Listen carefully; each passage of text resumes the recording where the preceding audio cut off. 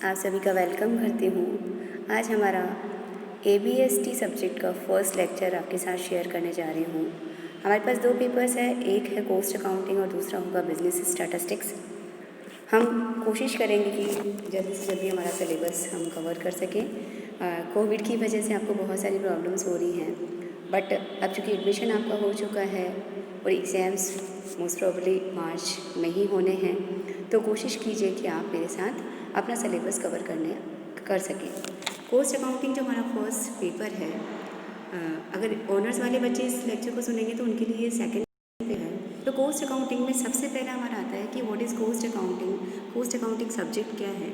तो जब आप अकाउंटिंग की बेसिक चैप्टर पढ़ते हैं तो वहाँ पढ़ के आते हैं, कुछ वर्ड्स मैं आपको दिलाऊंगी याद कि आपने कॉस्ट निकाली थी, टर्म्स आपने यूज़ करी थी, मटेरियल, लेबर, एक्सपेंसेस, ओवरहेड्स, ये बहुत सारी टर्मिनोलॉजी आप बेसिकली पढ़ के आए हैं।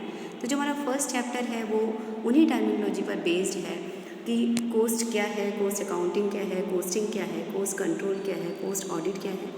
इन टर्म्स पे जाने से पहले थोड़ा सा मैं आपको ये जो पर्टिकुलरली सब्जेक्ट, देखिए आप अभी पहले जो पढ़ के आए हैं वो सिर्फ एक चैप्टर था, बट अब ये पूरा सब्जेक्ट है। तो इस सब्जेक्ट की नीड क्यों हुई, क्या ज़रूरत रही, what are the limitations of financial accounting, अगर उसकी तरफ हम जाएंगे तो डायरेक्टली हम आ सकते हैं कि हमें कॉस्ट अकाउंटिंग की नीड हो जाती है। देखिए फाइनेंशियल अकाउंट जब आप प्रिपेयर करते हैं तो आप क्या करते हैं, आपका मेजर कंसंट्रेशन रहता है कि हम at the end of the year हम पता कर सकें कि हमने कितना प्रॉफिट अर्न किया है, लॉस हुआ है, और हमारी असेट्स एंड लायबिलिटीज़ कितनी हैं। तो फाइनेंशियल अकाउंटिंग को यहाँ जब हम कॉस्ट अकाउंटिंग के पर्सपेक्टिव से देखेंगे तो हम ये कह देते हैं कि वो पोस्टमार्टम रिपोर्ट्स हैं। Postmortem report in the sense कि सारा काम खत्म हो गया, उसके बाद क्या हुआ, सिर्फ उसको हम क्या करते हैं, अकाउंट्स में लिखते हैं। लेकिन आप जानते हैं कि बहुत कॉम्पिटिटिव एटमॉस्फेयर है, हमें day to day decision making करना होता है कि हमें आगे करना क्या है। हमें डिसीजन लेना पड़ता है कई बार कि जो प्रोडक्ट हम बना रहे हैं, कई बार हमारे पास ऑफर आता है कि आप डिस्काउंटेड रेट पे या पर्टिकुलर मार्केट पे बहुत कम प्राइस पे क्या आप सेल कर सकते हैं, क्या आप कुछ और जो हमारे कस्टमर्स हैं उनको कुछ ऐसे डिस्काउंट्स या कुछ ऐसे बेनिफिट्स दे सकते हैं क्या। तो बहुत सारे डिसीजंस जो हमें लेने पड़ते हैं सेल्स प्राइस से रिलेटेड या प्रोडक्ट मिक्स से रिलेटेड, कितनी चीज़ें बनाएं, कितनी यूनिट्स बनानी चाहिए या नहीं बनानी चाहिए, तो वो फाइनेंशियल अकाउंट के बेसिस पे हम नहीं ले सकते हैं, क्योंकि वो तो हमें ओवरऑल बता देगा कि हमें प्रॉफिट कितना अर्न हुआ है। लेकिन हम ये जानना चाहते हैं कि हम जितने भी प्रोडक्ट्स बना रहे हैं उनमें से पर्टिकुलर का प्रोडक्ट का प्रॉफिट कितना है वो हमें पता नहीं चलेगा। जितना यूनिट्स हम सेल कर रहे हैं, क्या वो यूनिट्स सेल करना एफिशिएंट है या और ज़्यादा बनाना चाहिए, या प्रोडक्ट का मिक्स चेंज करना चाहिए। ABC प्रोडक्ट आप बना रहे हैं तो क्या आपको D और आपको लेके आना चाहिए या A को डिसकंटिन्यू कर देना चाहिए। तो ये सारे बहुत सारे तरह के डिसीजन हमें नहीं ले पाते हैं हम फाइनेंशियल अकाउंट के बेसिस पे, क्योंकि वहाँ पर कंप्लीट इन्फॉर्मेशन कॉस्ट की अवेलेबल नहीं होती है। कॉस्ट के जो फैक्टर्स है जिस पे हम कंट्रोल कर सकते हैं, आगे जाके आप 3 चैप्टर पढ़ेंगे, वही जो नाम वापस रिपीट करूँगी, मटेरियल, लेबर एंड ओवरहेड्स। तो वो फैक्टर्स के बारे में डिटेल स्टडी हमें पता नहीं चलती, हमें टोटल कितना मटेरियल लगा वो पता लग जाएगा, लेकिन मटेरियल क्या हम सस्ता लेके आ सकते हैं, कितना क्वांटिटी मंगाना चाहिए, क्या क्वालिटी का आ रहा है, वो सारा का सारा डिटेल स्टडी हम फाइनेंशियल अकाउंट के साथ नहीं करते हैं। और जब ऐसा सारा नहीं करते हैं तो क्या होता है, lake of responsibility on management रहता है, कोई रिस्पॉन्सिबिलिटी नहीं है, ओवरऑल पता लग गया ईयर एंड पे कि इतना प्रॉफिट हुआ, पर उसके लिए रिस्पॉन्सिबल कौन था, क्या प्रॉफिट इंक्रीज़ किया जा सकता था, या पर्टिकुलर किसी ने ज़्यादा मेहनत की है तो उसको बोनस दिया जा सकता है। हम पर्टिकुलर सेलिंग प्राइस डिसाइड करना चाहते हैं या हम कोई कंपैरिजन करना चाहते हैं, तो ये सारा का सारा जो काम है हमारा, चाहे टारगेट डिसाइड करना हो, चाहे और भी कोई डिसीजन लेने हो, किसी को टेंडर प्राइस डिसाइड करके देनी हो, ये सारा काम हम फाइनेंशियल अकाउंट के बेसिस पे नहीं कर सकते हैं।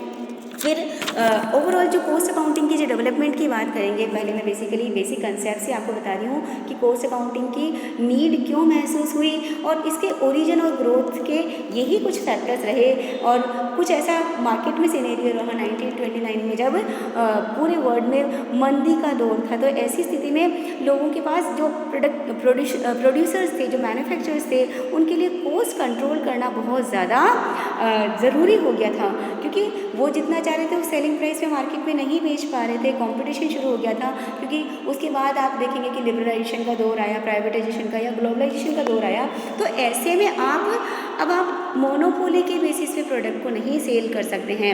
आपको क्या करना पड़ेगा, अपने प्रोडक्ट को बेचने के लिए आपको अपने इंटरनल कंट्रोल्स करने पड़ेंगे।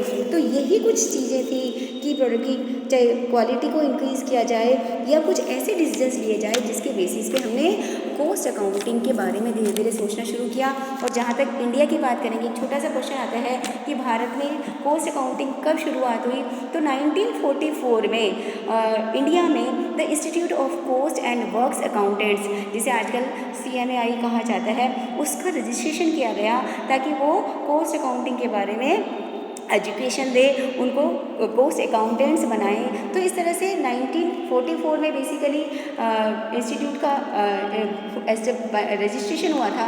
और उसके बाद 1959 में इंडिया में cost and works accountants act हमारे यहाँ लागू किया गया, जिसके अंदर the institute of cost and works accountants of India establish हुआ, जिसका जो ऑफिस है वो कैलकाटा में है, राइट। उसके बाद नेक्स्ट डेवलपमेंट जो हुआ वो हुआ 1965 में, जिसमें कंपनीज एक्ट में भी गवर्नमेंट को ये राइट दे दिया गया कि कुछ जो मैन्युफैक्चरर्स है या जो कुछ जो उद्योग हैं, कुछ धंधे हैं, उनके लिए वहाँ पर ऑडिट करना ज़रूरी हो जाता है, कॉस्ट अकाउंटिंग रखना ज़रूरी हो जाता है। कुछ छोटा सा क्वेश्चन आता है कि कौन कौन से इंडस्ट्रीज है जिनके लिए कॉस्ट अकाउंट्स मेंटेन करना इंडिया में ज़रूरी है। तो आप 5-6 एग्जाम्पल ध्यान रखें कि सीमेंट इंडस्ट्री है या शुगर इंडस्ट्री है, साइकिल इंडस्ट्री है, रबर टाइप ट्यूब इंडस्ट्री है, कास्टिंग सोडा है, एयर कंडीशनर्स है, मोटर व्हीकल्स हैं, फ़ैन है, वनस्पति, ट्रैक्टर्स, पेपर, कॉटन मिल, ऐसी बहुत बड़ी लिस्ट है। जो ऐसे इंस्टीट्यूट्स हैं या ऐसे उद्योग हैं, इंडस्ट्रीज़ हैं जिनके लिए कॉस्ट अकाउंट्स रखना कंपल्सरी हो गया है, राइट। तो ये बेसिक नॉलेज हुआ कि ओरिजिन और ग्रोथ का क्या कारण रहा, कॉस्ट अकाउंटिंग इंडिया में कैसे आया और क्या लिमिटेशंस और डेफिशिएंसीज रही फाइनेंशियल अकाउंटिंग की, जिसकी वजह से हमें इंडिया में भी कॉस्ट अकाउंटिंग को लेके आना पड़ा। अब यहाँ पर कुछ टर्म्स है इस चैप्टर से रिलेटेड, इंपॉर्टेंट वर्ड्स है कॉस्ट से रिलेटेड, जिसमें फर्स्ट टर्म हमारा आता है कॉस्ट। कॉस्ट का मतलब ये है कि cost means the amount of expenditure whether actual और notional incurred on attributable to a given thing. यानी हम अगर इसको बात करें तो हम ये कह सकते हैं कि किसी भी चीज़ को बनाने के लिए जो एक तरह से सेक्रीफाइस आपको करना पड़ता है, तो वो जो सेक्रीफाइस होता है, जो खर्चा आप कर रहे हैं, चाहे वो वास्तविक हो सकता है या वो आप नॉशनल, जैसे आप खुद के घर में ही काम कर रहे हैं तो आप नॉशनल रेंट वहाँ लगा सकते हैं, काल्पनिक, जो किसी वस्तु विशेष को या किसी लाभ को या किसी सुविधा को प्राप्त करने के लिए की जाती है। जो भी आप काम करते हैं उसके लिए क्या करते हैं, आप खर्चा करते हैं। तो यहाँ जो खर्चा करते हैं उसमें और कॉस्ट में थोड़ा सा अंतर होता है।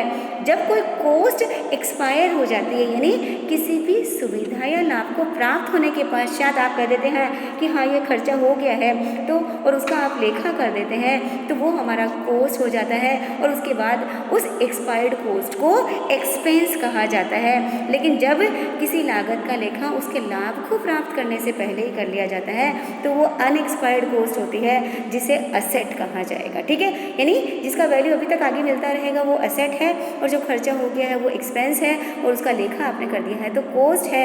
तो कॉस्ट की बेसिक टर्म आपकी हो गई। उसके बाद है कोस्टिंग। कोस्टिंग का मतलब है कॉस्ट को ज्ञात करने का जो प्रोसेस है। Costing means the process of ascertainment of cost, की लागत आप कैसे ज्ञात करेंगे, वो हमारा कोस्टिंग हो जाता है। उसके बाद हम नेक्स्ट टर्म ले सकते हैं कॉस्ट अकाउंटिंग। तो ये जो कॉस्ट अकाउंटिंग है यही हमारा सब्जेक्ट है। Cost accounting is concern with recording, classifying and summarising. वही जैसे फाइनेंशियल अकाउंटिंग में डेफिनेशन चलती थी, वही डेफिनेशन हमारे यहाँ पे है कि सिर्फ किसका लेखा रखना है आपको, for determination of cost of product. Service हो सकता है ताकि आप प्लानिंग कर सकें, आप कॉस्ट को कंट्रोल कर सकें, आप कॉस्ट को रिड्यूस कर सकें, और मैनेजमेंट को डिसीजन मेकिंग के लिए इंफॉर्मेशन प्रोवाइड कर सकें। तो ये सारा का सारा जो रिकॉर्डिंग करने का तरीका है कॉस्ट अकाउंट्स को, वो कॉस्ट अकाउंटिंग के अंदर आ जाता है। और ये जो लेखे हम कर रहे हैं ताकि हम कॉस्ट को कंट्रोल कर सकें, और अल्टीमेटली आपको क्या करना पड़ेगा, कॉस्ट का ऑडिट भी आपको, कई बार ऐसा होगा, ऑडिट का मतलब सिंपली भाई कॉस्ट के लेखों की जो ऑडिट होगी वो कॉस्ट ऑडिट हो जाएगी, यानी cost audit is the verification of cost accounts and a check on the adherence to the cost accounting plan, कि क्या हमने जो प्लान बनाया है उसको वैसे के वैसे फॉलो कर रहे हैं या नहीं कर रहे हैं। तो बेसिक कंसेप्ट हमारे cost, costing, cost accounting, cost control and cost audit हो जाता है।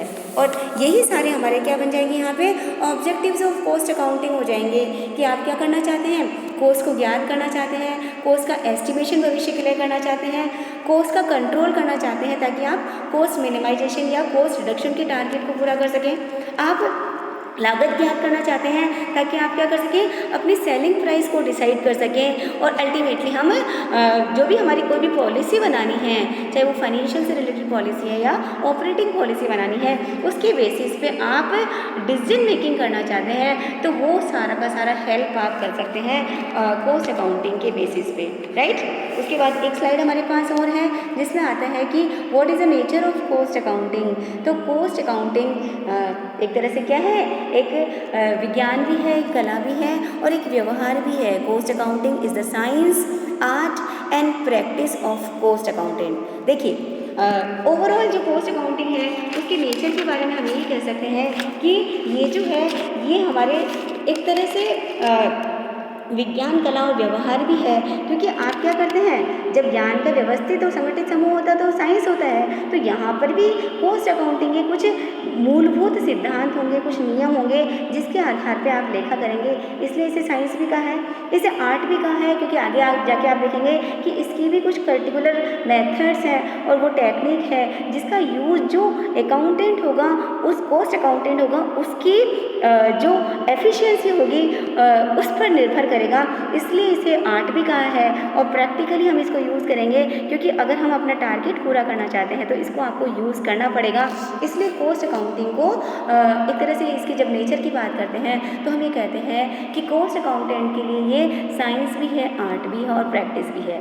लास्ट में वापस रिपीटेशन है कि फाइनेंशियल अकाउंटिंग से जो इन्फॉर्मेशन मिलती है वो ठीक है एक्सटर्नल पार्टीज़ के लिए ज़्यादा इन्फॉर्मेशन यूज़फुल होती है, क्योंकि वो इन्वेस्टर्स के लिए, क्रेडिटर्स के लिए और रेगुलेटर्स के लिए यूज़फुल ज़्यादा होती है। मैनेजमेंट अकाउंटिंग जो इन्फॉर्मेशन प्रोवाइड करता है वो मैनेजर्स के लिए होती है, लेकिन एक तरह से कॉस्ट अकाउंटिंग इंटरनल और एक्सटर्नल यूजर्स को प्रोडक्ट की कॉस्ट इन्फॉर्मेशन देता है।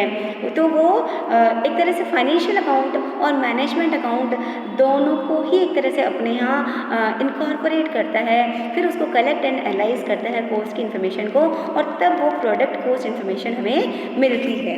तो अल्टीमेटली हम ये कह सकते हैं इस तरह से ये बेसिक चैप्टर है जिससे हमारे cost, costing, cost accounting, cost audit ये बेसिक टर्म्स हैं, और कॉस्ट अकाउंटिंग के ऑब्जेक्टिव्स क्या हैं, कॉस्ट अकाउंटिंग का नेचर क्या है, ये सारी बातें हम जान पाएंगे। तो फर्स्ट चैप्टर को आप एक बार वापस बुक के हेल्प से रीड करने की कोशिश कीजिए, मैं समझती हूँ आप सबको थोड़ा क्लियर हो जाएगा। Thank you so much.